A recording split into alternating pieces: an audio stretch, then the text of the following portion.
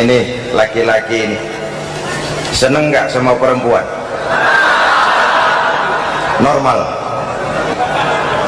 Kalau nggak seneng saya ragu-ragu.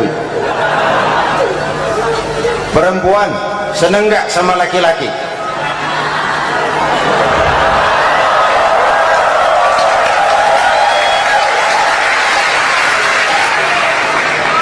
Ini fitrah. Laki-laki suka perempuan, perempuan suka laki-laki. Quran memahami itu. Hai laki-laki, kau senang dengan perempuan. Hai perempuan, kau suka dengan laki-laki. Oke, lewat sini, lewat pintu yang disebut nikah. Kalau kitab suci melarang nikah, itu bertentangan dengan fitrah manusia. Maka dalam Quran, mulai dari umat sampai ulama dan segala profesi dianjurkan nikah. Kalau kiai tidak boleh nikah, saya pilih mengundurkan diri, Pak.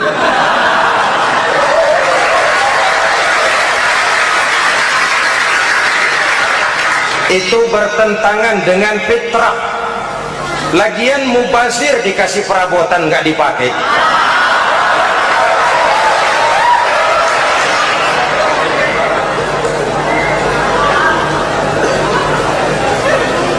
Fitrah. Contoh lagi, manusia perlu makan.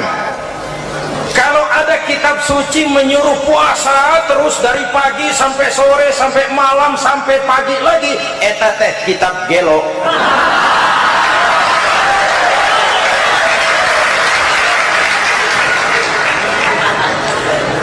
Quran sesuai dengan fitrah. Puasa mulai dari imsak sampai datang waktu maghrib. Puasa ngebleng dari pagi sampai sore sampai malam merusak kesehatan. Malam berpuasa boleh bergaul dengan istri. Kenapa? Fitrah. Kalau siang tidak boleh, malam tidak boleh, sebulan penuh panas kepala.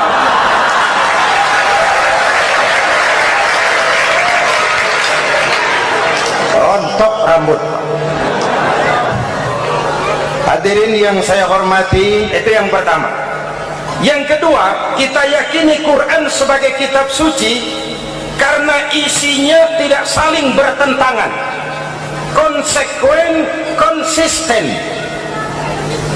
Kalau ada satu kitab, di satu ayat mengajarkan Tuhan Esa, di lain ayat mengajarkan tiga, liur eta mah.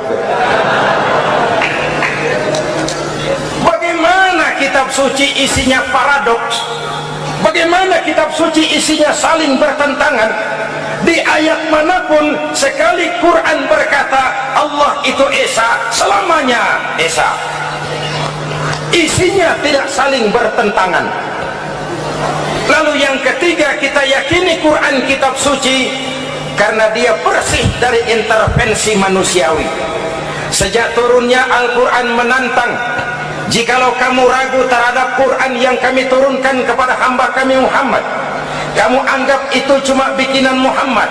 Kalau Muhammad bisa, kamu tentu bisa. Baik, bikin satu surah semacam Al-Quran. 14 abad yang lalu tantangan ini turun dan sampai malam ini belum terjawabkan. Pak, barangkali tidak ada yang mau coba. Banyak. Antara lain Musailamah Al-Kazzab, dia mencoba membuat menandingi Al-Quran. Dia buat satu surah namanya surah Al-Fil. Bunyinya begini, bikinan Musailamah. Al-Fil wa mal-fil wa ma adraka mal-fil lahu khurtumun tawil wa lahu zail. Sudah berbentuk syair. Isinya apa? Al-Fil, gajah. Wamal fil, apakah gajah itu? Wama adraka mal fil, tahukah kamu apa itu gajah? Lahu khurtumun tawil, dia punya belalai panjang. Walahu zail, dan dia punya ekor. Gak usah turun ayat begituan, orang tahu.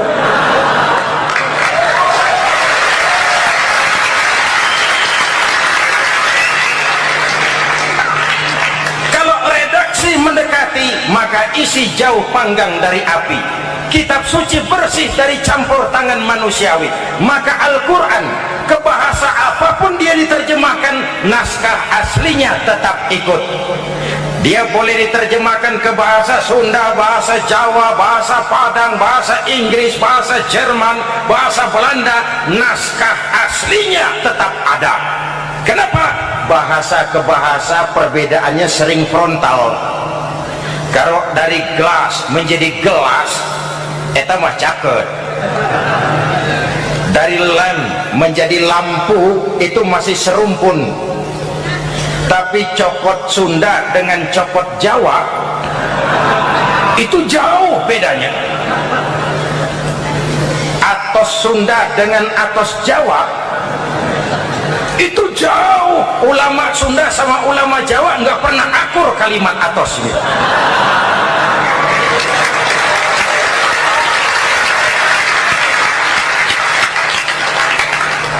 Inilah kebenaran janji Allah, inna nahnu nazzalna dzikra wa inna lahu lahafizun. Kami yang turunkan Al-Quran, kami yang akan menjaganya. Ribuan orang hafal Al-Quran. Lalu apa pesan-pesan misi utama Al-Quran? Pertama, menegakkan tauhid. Ini yang lebih dahulu. Membentuk kualitas sumber daya manusia dengan menanamkan nilai-nilai keimanan, membebaskan dari ketergantungan kepada benda. Ya ayyuhan nasu ubudu rabbakumul ladzi khalaqakum. Hai manusia, Tuhanmu yang perlu kau sembah hanyalah Tuhan yang telah menciptakan kamu. Jangan menyembah Tuhan yang tidak pernah menciptakan kamu. Mengapa kau menyembah harta padahal dirimu lebih berharga dari harta? Kenapa kau menyembah pangkat dan jabatan padahal dirimu lebih berharga dari pangkat dan jabatan?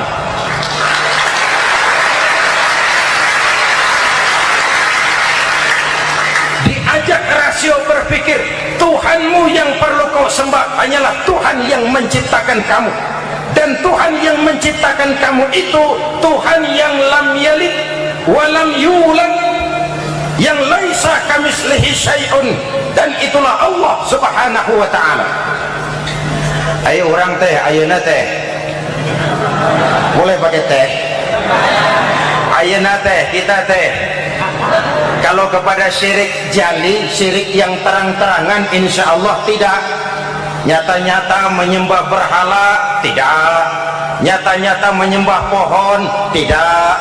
Nyata-nyata berkeyakinan Tuhan lebih dari satu, tidak. Tapi kita sering terjebak pada syirik kecil, syirik khafi, syirik yang tersamar. Saya sejak pakai cincin ini, jangankan anak gadis, nenek-nenek ngelihat saya cincin.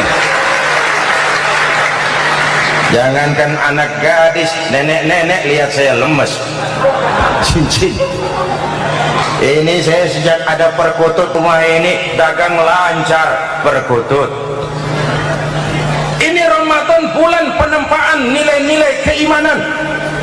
Misi utama Quran menegakkan tauhid, memerangi kemusyrikan, membebaskan manusia dari ketergantungan kepada benda. Dari situ kualitas sumber daya manusia dimulai. Saya sering mengungkapkan selama ini sistem pendidikan kita cuma mengisi otak, bukan membentuk watak. Otak diisi segala macam ilmu, tapi hati kosong, agama rapuh, akhirnya moral rendah. Muncul manusia-manusia yang pintar, cuma sayang tidak benar. Indonesia kita bangkrut, Indonesia kita terpuruk, Indonesia kita sakit sekarang ini, kan ulahnya orang-orang yang pintar tapi tidak benar.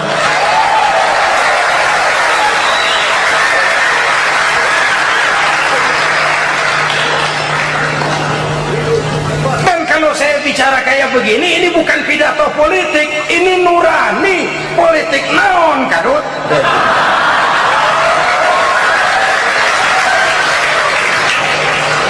Ini nurani, ini tanggung jawab sebagai anak bangsa.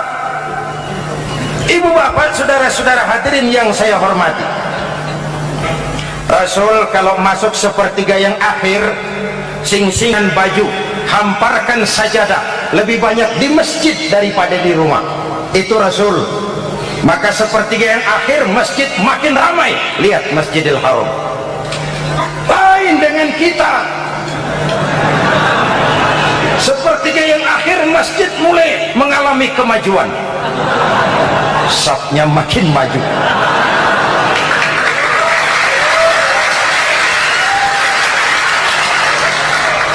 Pasar ramai, terminal beludak.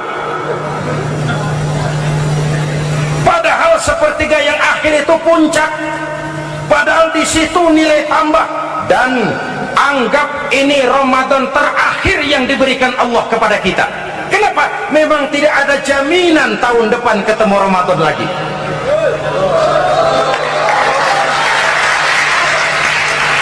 Anggap ini Ramadan terakhir yang diberikan Allah kepada kita. Tidak ada jaminan tahun depan Ramadan akan ketemu lagi. Tidak ada jaminan. Manfaatkan peluang pemutihan. Semua kita melakukan introspeksi. Tidak tahu kita Ramadan tahun depan nanti masih ketemu apa tidak. Sebagaimana kita tidak tahu kita masih hidup atau tidak. Hadirin yang saya hormati, misi kedua Al-Quran, persaudaraan, kebersamaan atas dasar keadilan dan kebenaran. Manusia bersuku-suku, ya. Manusia berbangsa-bangsa, memang itu diakui oleh Al-Quran. Min dzakari wa untha wa ja'alnakum syu'uban wa qabaila. Kami ciptakan kamu dari laki-laki dan perempuan. Kami jadikan kamu bersuku-suku dan berbangsa-bangsa. Apa tujuannya? Agar kamu saling mengenal satu dengan yang lain.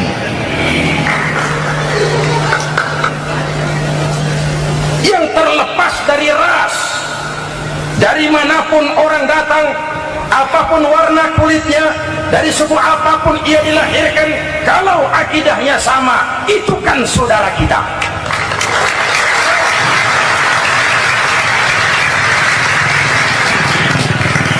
Seperti di masjid, kita tidak peduli dari mana kita datang. Yang datang dari kidul, madhab ngulon mang. Yang datang dari sebelah lor, madhab ngulon mang. Yang datang dari sebelah wetan, madhab kulon mang. Yang datang dari kulon, madhab ngulon. Bukan soal dari mana kau datang, tapi satu arah menghadapmu. Kau mau Betawi, mau Sunda, mau Jawa, mau Padang, mau Aceh, mau Batak, mau Ambon, kita satu nusa, satu bangsa, satu bahasa.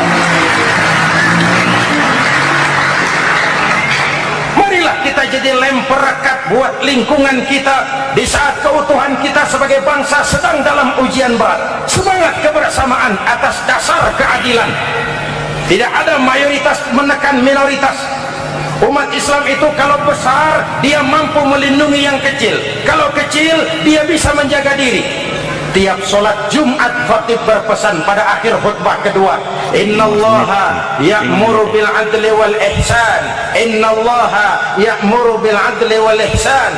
Allah memerintahkan kamu menegakkan keadilan dengan argumen, bukan dengan sentimen. Mengajak, bukan mengejek. Merangkul, tidak untuk tujuan memukul. Kalau sebagai bangsa kita utuh, kompak dan bersatu, saya yakin kita akan bisa mengatasi kesulitan-kesulitan sekarang ini.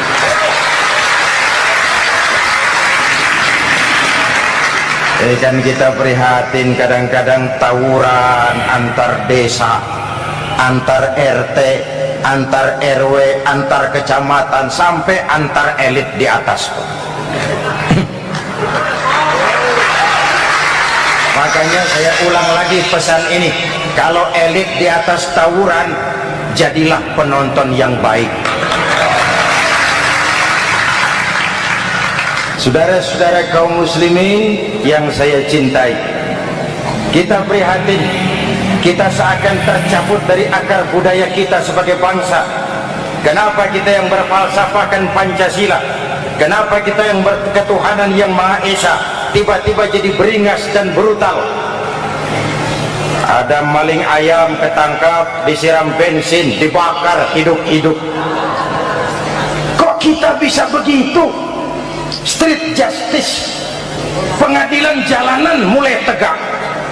Iyalah kita tidak puas dengan kerja aparat kita, tapi jangan main hakim sendiri. Ini negara, bukan hutan.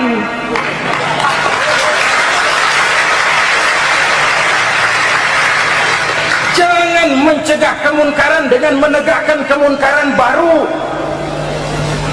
Oleh hal-hal yang sepele yang mestinya kita bisa mencari jalan keluar dengan baik. Ayo luruskan saf, rapatkan barisan, satukan langkah, tautkan hati. Kita satu umat yang satu, diikat oleh Al-Quran. Hanya dengan kebersamaan kita akan mampu menata hari esok yang lebih baik atas dasar keadilan dan kebenaran. Dulu teh Muhammad Toha teriak takbir ngadepi Belanda, Bung Tomo teriak takbir ngadepi Belanda, ayeuna takbir ngadepi batur sadulur salembur.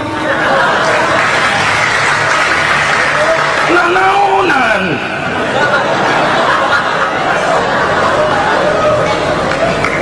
Bung Tomo teriak takbir, Muhammad Toha teriak takbir, yang dihadapi jelas penjajah Belanda. Kita ngadepi saudara sendiri, Allahu Akbar, yang sana teriak Allahu Akbar, setan tepuk tangan di tengah.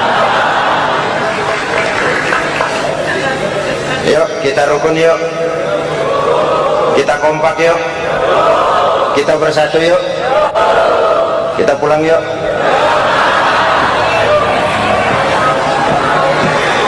Ini misi kedua. Misi yang ketiga, Al-Quran membebaskan manusia dari gaya hidup sekuler. Quran mengingatkan, awas bung, ada hidup sesudah mati, ada akhirat sesudah dunia. Lebih untung orang yang percaya akhirat daripada yang tidak. Paling tidak hidupnya normatif. Contoh, saudara yakin akhirat ada, lalu saudara hidup baik-baik, menjauhi yang munkar, meninggalkan yang haram, saudara sujud, puasa, jihad, lalu saudara mati. Setelah mati ternyata akhirat tidak ada ruginya. Paling kurang kita sudah dicatat sebagai orang baik. Sebaliknya, saudara tidak percaya sama akhirat, lalu hidup seenaknya, judi, mabuk, zina, nipu orang, korupsi, tenggelam dalam kemunkaran, lalu mati. Setelah mati ternyata akhirat ada. Baik, kemana anjen? Lebih untung orang yang percaya akhirat ketimbang yang tidak. Hidupnya ada rem. Iya pak, saya kepengen banyak uang, tapi kalau main judi nanti di akhirat bagaimana? Iya, saya kepengen jadi orang kaya, tapi kalau korupsi, nipu orang, buka peternakan tuyul, nanti di akhirat bagaimana? Gaya hidup yang berkeseimbangan, ada hidup sesudah mati dan ada akhirat sesudah dunia. Yang keempat, Quran membebaskan manusia dari belenggu kebodohan. Quran ayat yang pertama turun sudah berkata, Iqra, baca, kamu jangan jadi bodoh. Kebodohan menimbulkan kemiskinan, kemiskinan mendekatkan kepada kekufuran. Yang kelima, ini kado buat ibu-ibu, Quran mengangkat harkat, derajat dan martabat kaum wanita. Sebelum Quran turun, sebelum Islam datang, nasib wanita sangat menyedihkan. Dilahirkan hanya untuk melahirkan. Kalaupun berperan, peranannya tidak lebih segitiga. Dapur, sumur, kasur, kasur, sumur, dapur, dapur, sumur, kasur. Wanita dilecehkan, sekadar alat pemuas nafsu. Datang Islam, Rasul terenyuh, An-nisa imadul bilad, wanita adalah tiangnya negara. Jikalau baik wanita, baik negara. Jikalau rusak wanita, hancur negara. Karena wanita, negara jaya. Betul? Karena wanita, negara hancur. Betul? Maka wanita adalah bidadari yang kadang-kadang setan, kadang-kadang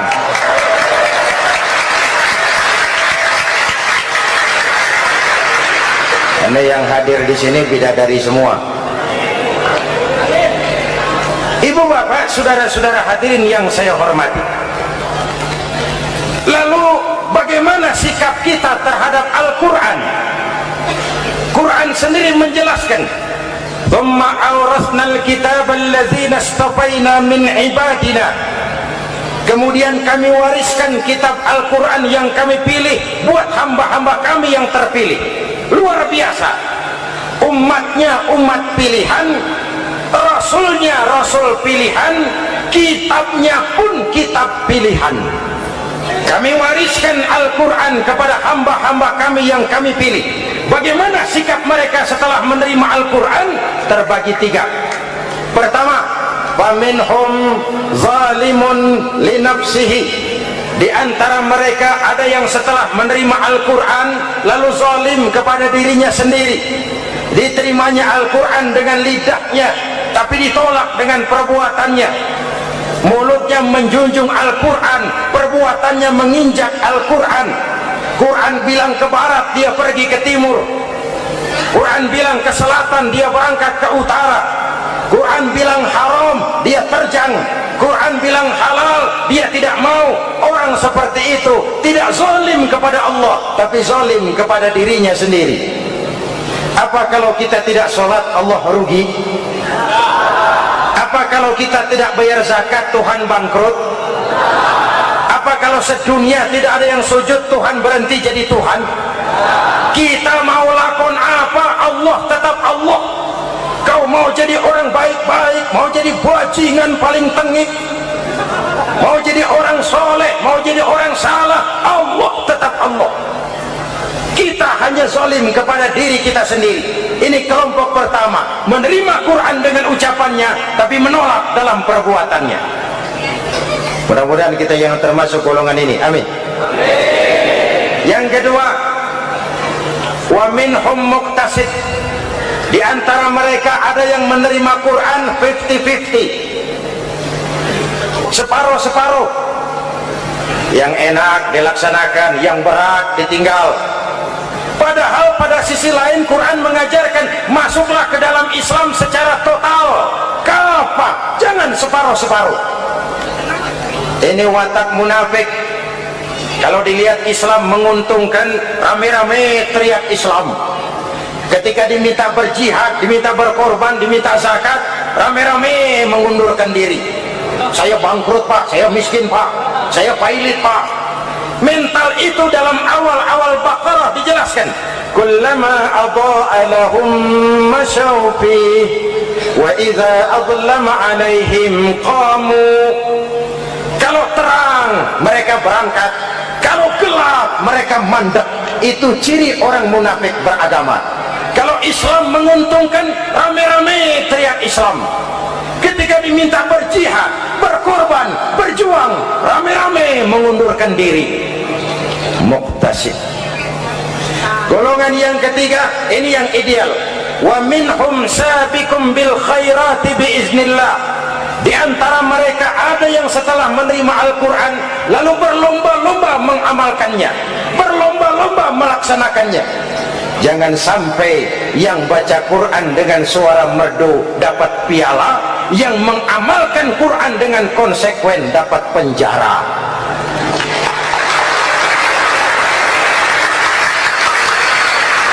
Itu ironi, itu menyedihkan, itu memilukan, dan itu memalukan. Pilihan terserah kita. Satu hadis Rasulullah mengajarkan begini, man ja'alal qur'ana amamahu qadahu ilal jannah wa man ja'alal qur'ana khalfahu saqahu ilan nar. Siapa yang meletakkan Quran di depannya, dijadikannya Quran sebagai imam, Quran akan membimbing dia ke surga, surga dunia, lebih-lebih surga akhirat. Sebaliknya, siapa yang meletakkan Quran di belakang, dibelakanginya ajaran Quran, Quran akan mendorong dia ke neraka, neraka dunia, lebih-lebih neraka akhirat. Quran imam apa makmum? Kita makmum apa imam? Makmum ikut imam apa imam ikut makmum? makmum ikut imam. Jikalau Quran adalah imam, jikalau kita adalah makmum. Ke barat kata Quran, ke barat kita berangkat. Ke timur kata Quran, ke timur kita menuju. Halal kata Quran, itu yang kita ambil.